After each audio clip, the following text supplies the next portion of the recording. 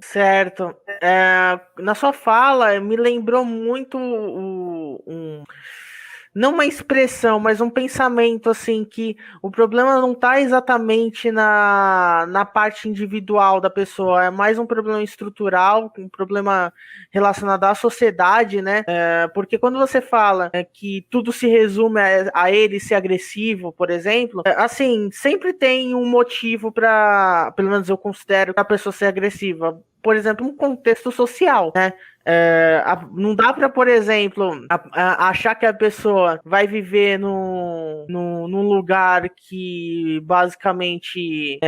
Não posso usar outras palavras, mas basicamente é um inferno, sabe?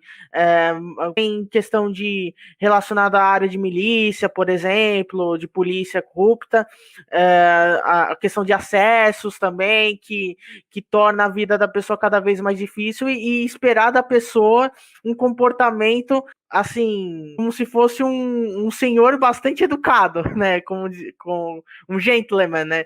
Então tem essa questão que as pessoas acabam não vendo.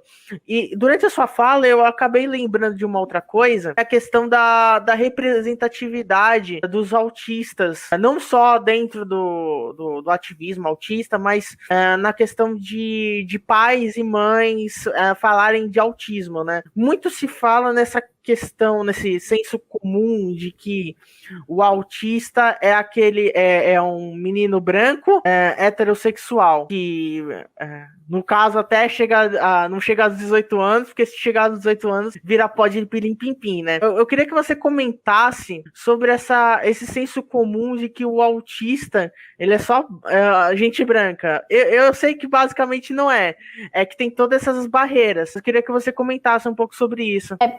Isso está muito atrelado com o que a gente pensa e fala sobre as outras questões, né? Então, por exemplo, quando eu falo que existe um olhar estereotipado do biomédico para a pessoa preta com deficiência, eu também estou falando que quando ele olha para o homem, quando ele olha para a pessoa branca, ele a humaniza. Está errado ele humanizar a pessoa branca? Não, ele só deveria agir e humanizar as pessoas pretas também. Sobretudo dentro do autismo, é um estereótipo reforçado pelas imagens, né? Imagens da mídia, imagens de controle, né, que a gente fala, e que reforçam esse tipo de conduta médica. Então, por exemplo, quando eu falo autismo, o que vem na cabeça das pessoas? Então, vem o quebra-cabeça, juntamente com a ideia de uma criança angelical, branca e homem. Então, isso tudo são estereótipos reforçados para que forneçam, né, fornece ali uma série de... Porque, assim, quando a gente fala que os estereótipos são reforçados, não é porque as pessoas são, meu Deus, o mundo é mau, né? Existe uma questão aí primordial de que corpos pretos foram feitos para trabalhar e apenas trabalhar. E aí, quando você diz que um corpo preto é neurodiverso, você está dizendo que ele percebe o mundo e vivencia o mundo de outra maneira. E aí não pode, né? E aí não dá para acontecer, porque afinal esse corpo preto ele foi feito para trabalhar e ser explorado. Então, quando a gente fala que os estereótipos reforçam só autistas brancos e homens e tudo mais, é porque se a gente começar a aceitar, e se a gente, quanto sociedade, né? Se a sociedade começar a ver que pessoas pretas também podem ser diversas, também podem ser neurodiversas, cai por terra essa ideia de que os corpos pretos foram feitos para ser explorados, né?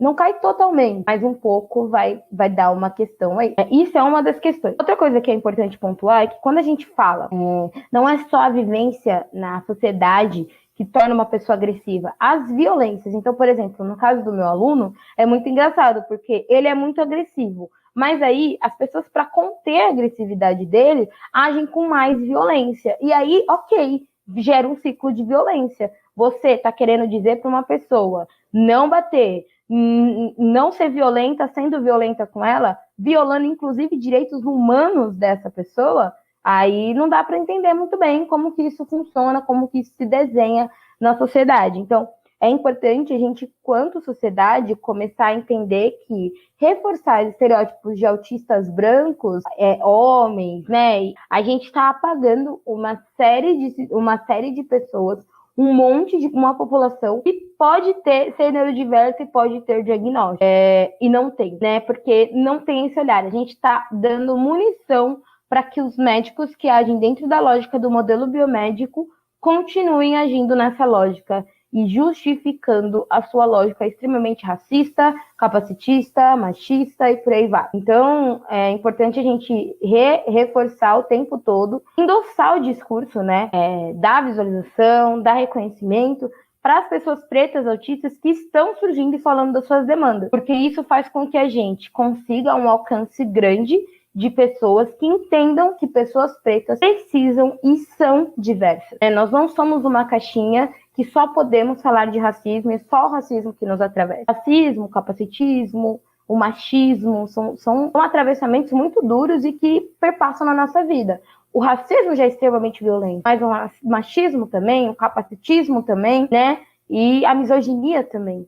Então a gente precisa ter essa noção e lutar contra essa representatividade que se torna vazia, né? Porque aí se torna só representatividade de autistas homens, brancos e de classe média.